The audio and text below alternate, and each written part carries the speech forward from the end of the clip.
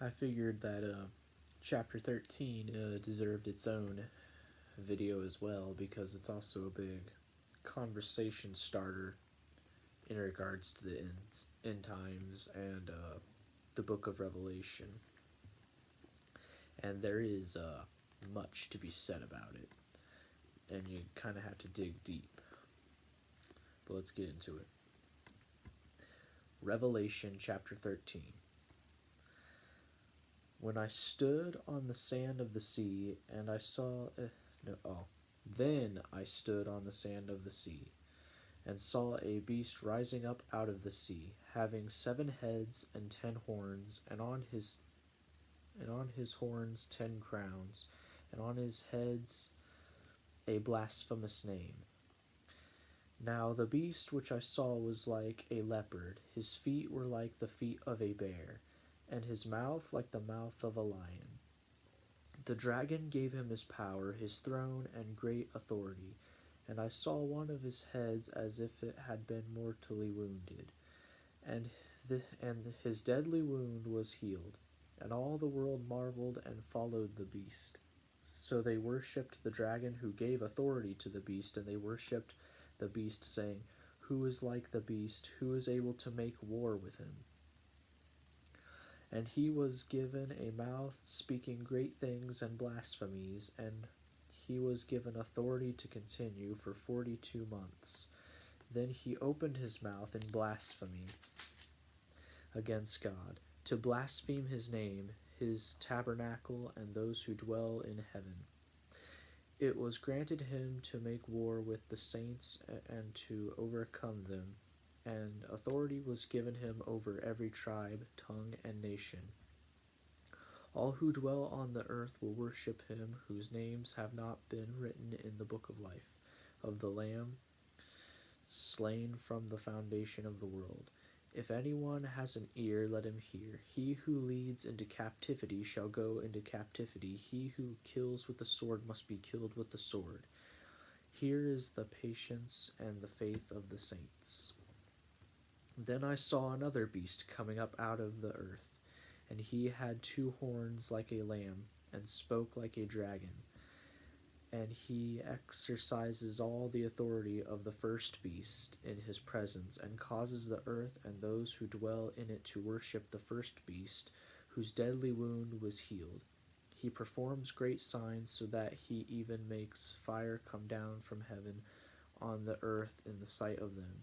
And he deceives those who dwell on the earth by those signs which he was granted to do in the sight of the beast, telling those who dwell on the earth to make an image to the beast who was wounded by the sword and lived. He was granted power to give breath to the image of the beast, that the image of the beast should both speak and cause as many as would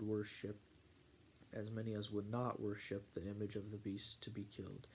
He causes all, both small and great, rich and poor, free and slave, to receive a mark on their right hand or on their foreheads, and that no one may buy or sell except one who has the mark or the name of the beast or the number of his name. Here is wisdom. Let him who has understanding circulate the number of the beast, for it is the number of a man. His number is 666. Okay, so there's lots of symbolism in this chapter. Symbolism that represents something literally and quite common in human culture throughout history. This is not limited. This is not limited to just the past, or present, or future. It's all of human history. The first beast represents military power and conquest.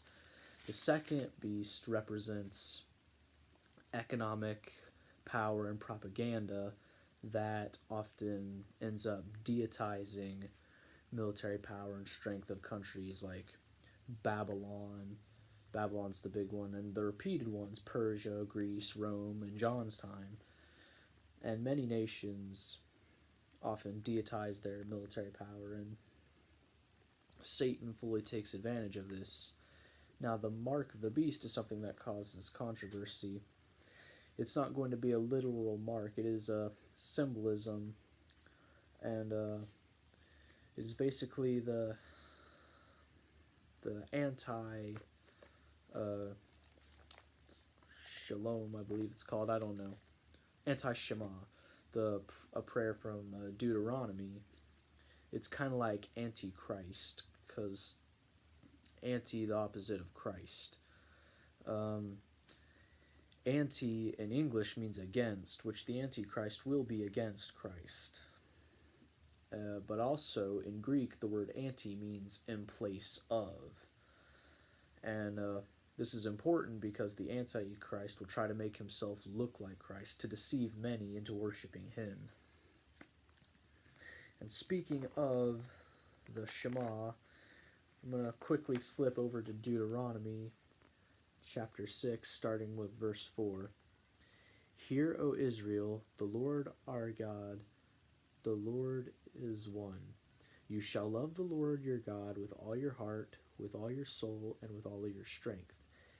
And these words which I command you today shall be in your heart. You shall teach them diligently to your children, and shall talk of them when you sit in your house, when you walk by the way, when you lie down, and when you rise up.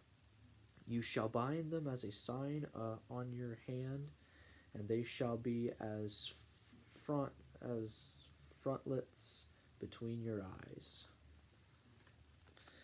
So this prayer, the Shema, was also written on the forehead and hand as a symbol of devotion to God.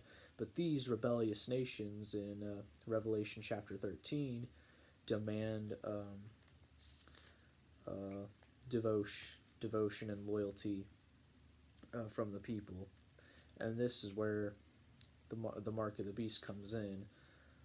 Although I don't know if I can personally say for sure what mark of the beast is. There are so many different theories, but it will not be an actual mark. And this number 666 is the words, I believe, Neo Caesar. Well, let me check my notes. Lost my place. That's fine. Comfort notes. I was trying to do the actual Hebrew lettering, but I messed that up. Nero Caesar. Okay.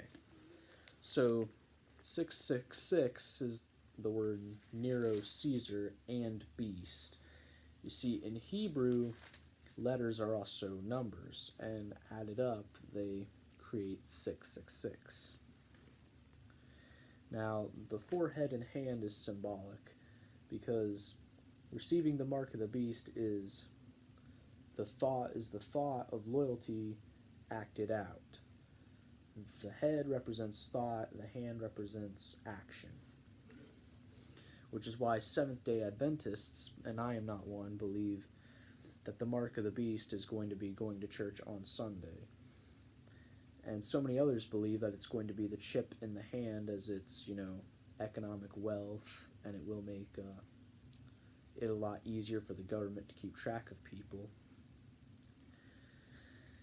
But the mark of the beast is not something that will be unknown or uncertain. The mark of the beast is going to be obvious, and I hope that brings some of you comfort. Although I don't really know what it's going to be, all I know is that it's going to be obvious. It's not going to be a matter-of-fact kind of thing. It's not going to be, oh, I got the mark of the beast, well, I guess I'm going to hell. No, it's not what it's going to be. It's going to be to the point where right off the bat, it's going to be, oh, you're not going to take the mark? Well, we're going to kill you. So, you'll know whether or not you're receiving the mark of the beast. And that is basically what Revelation 13 is about. In the next video, we're going to cover chapter 14. Anyways, guys, I hope this video has taught you something. I hope it's brought you some level of comfort knowing that what is or is not the mark of the beast is going to be quite obvious. And sorry for the vagueness, but anytime I get any more information on this, I will gladly give it. Anyways, guys, see you again soon, God be willing. God bless.